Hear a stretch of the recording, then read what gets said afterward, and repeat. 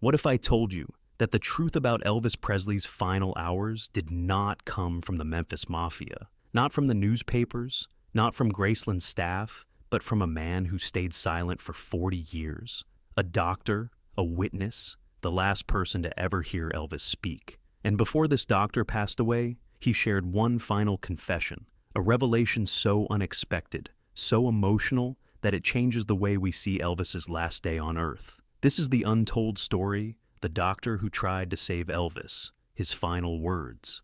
On August 16th, 1977, the world lost the king of rock and roll. But in the chaos of that morning, paramedics rushing, press swarming, family crying, one man remained calm, focused, and heartbreakingly powerless. His name was Dr. Samuel Everett Collins, a 52-year-old emergency physician at Baptist Memorial Hospital in Memphis. For decades, Dr. Collins refused interviews, rejected book deals, and declined all documentaries. He said only one thing: the world isn't ready. But near the end of his life, alone, dying quietly in a VA hospice, he revealed the truth. His final words were recorded by a young nurse named Emily Sanders. And today, for the first time, you will hear the story he spent a lifetime protecting. August 16th, 1977, 9:22 a.m. Dr. Collins was finishing his morning rounds when the phone on the ER wall rang.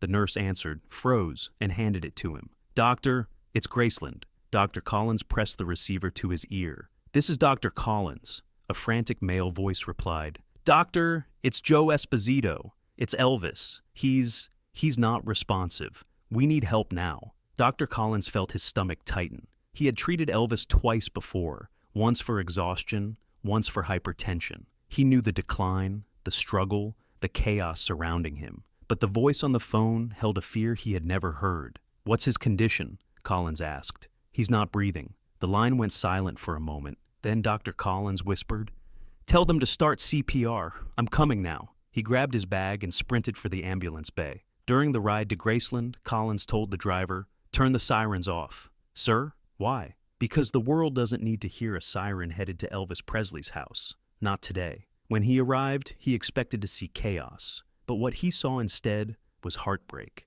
Ginger Alden was crying uncontrollably. Joe Esposito was pale as a sheet. Two paramedics performing CPR were red-faced and exhausted. Collins knelt beside the unresponsive body. And in that moment, the king wasn't a superstar. He wasn't an icon. He was just a man lying on a carpeted bathroom floor, fighting silently against the one opponent even Elvis couldn't defeat. Dr. Collins checked his pulse. Nothing. But he said nothing aloud. Instead, he ordered the paramedics, "Load him, now, don't stop compressions." And, secretly, he hoped he wasn't too late. Here's where Dr. Collins revealed something never spoken publicly. Elvis wasn't alone in the months before his death. Not emotionally, anyway. For 6 months, Elvis had been quietly seeking therapy, medical help, and private consultations. And one name appeared repeatedly in his medical chart: Dr. S.E. Collins. Dr. Collins confessed in his final interview, Elvis wasn't giving up. He was trying to save himself. But he was surrounded by too many people who didn't want him healthy. They wanted him available. This was the secret life the public never saw. The nightly calls, the whispered fears, the panic about losing his voice, the insomnia, the loneliness, and the one sentence Elvis repeated more than any other: "Doc, I don't want to die in my home." Elvis didn't fear death, but he feared dying the way he was living, exhausted, controlled, over-medicated, and misunderstood. Collins had promised, "You won't," but fate had its own plans. As they raced back to the hospital, Collins saw Joe Esposito's eyes. He was hiding something. In the ambulance bay, Collins pulled him aside. "Joe, what aren't you telling me?" Joe hesitated, then said, "Doc, Elvis didn't collapse this morning. He was down earlier. We didn't realize how bad it was." Collins felt a punch to the chest. "You delayed the call?" Joe looked away. He didn't want us calling doctors every time he fell asleep. He hated the embarrassment. Collins would carry this moment for the rest of his life. Should he blame Joe for waiting too long, or blame the system that turned Elvis into a prisoner of his own reputation? This was the moral dilemma Collins took to his grave. Do I blame the men who loved him, or the machine that used him? Once inside the ER, Collins took over. Epinephrine, defibrillator charged, keep compressions going. Minute 1, no pulse. Minute 5, no rhythm. Minute 12. A faint blip on the monitor. Collins leaned closer, whispering, "Elvis, if you can hear me, come back, son. Just one more time." Elvis's chest moved, only slightly, but enough for Collins to shout, "We've got something!"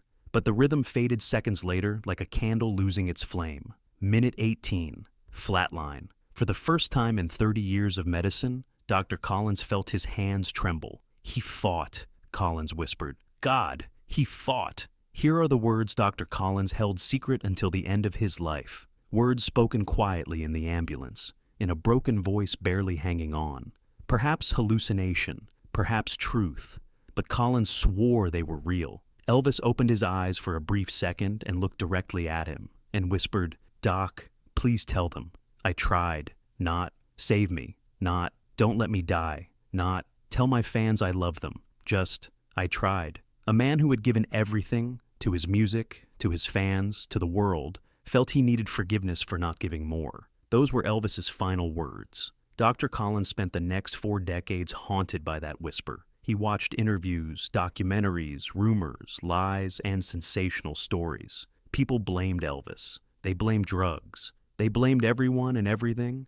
But Collins said, no one ever blamed the pressure, the weight, the loneliness, the expectations that no man could survive. And then he said something that shocked the young nurse recording his confession. The truth is, the world didn't kill Elvis. What killed him was trying to live up to a myth even he didn't believe in anymore. Dr. Samuel Everett Collins died in 2019. His final request? To let the world know Elvis didn't give up. He didn't quit. He didn't fade away. He fought until the very last beat of his heart. Do you believe Elvis was trying to escape his fame or save himself from it? Comment below and subscribe for more untold stories from the legends we thought we knew, but never truly did.